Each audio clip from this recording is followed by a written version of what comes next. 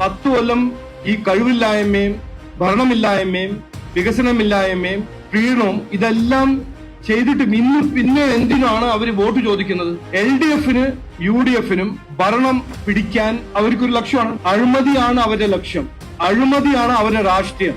ഇവരൊരു ടെൻഡറിംഗ് രീതി, എത്രയോ ടെൻഡേഴ്സ്, ഓഡിറ്റ് ചെയ്യാത്ത ടെൻഡേഴ്സ്, അവരൊരു എസ്റ്റിമേറ്റ് ഉണ്ടാക്കുന്നു, ടെൻഡർ ചെയ്യുന്നു. അഴിമതിന്റെ ഒരു കോൺസ്പിറസി. ജനങ്ങളെ വിശ്വസിച്ച് ഭരിക്കാൻ ഒരു അവസരം കൊടുത്തപ്പോൾ LDF എന്ത് ചെയ്തു? അതിന്റെ ഒരു തെളിവാണിത്. തിരുവനന്തപുരം കോർപ്പറേഷനിൽ നടക്കുന്നത് കോടികളുടെ പകൽ കൊള്ളയാണ്. അഴിമതിയുടെ രീതി വളരെ ലളിതമാണ്. 1-ാം ഘട്ടം മരാമത്ത് പണികൾക്ക് വേണ്ട യഥാർത്ഥ തുകയേക്കാൾ 40% അധിക തുക വകയിരുത്തി ഉദ്യോഗസ്ഥർ എസ്റ്റിമേറ്റ് തയ്യാറാക്കും. എന്നിട്ട് ഈ കരാർ ആർക്കു നൽകും?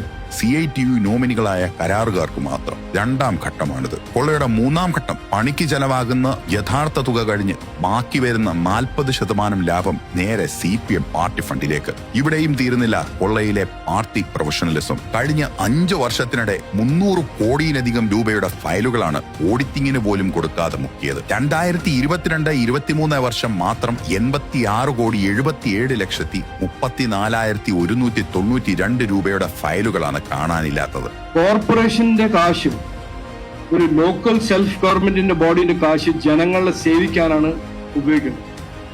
അവരുടെ പ്രശ്നങ്ങൾ പരിഹരിക്കാനാണ് ആ കാശ് ഉപയോഗിക്കേണ്ടത്. രാഷ്ട്രീയക്കാരെ കീശയിൽ വെക്കാനല്ല, രാഷ്ട്രീയക്കാരെ തട്ടിക്കൊണ്ടുപോകാനുള്ള കാശല്ല. ഇതിന്റെ അന്വേഷണം നടക്കണം.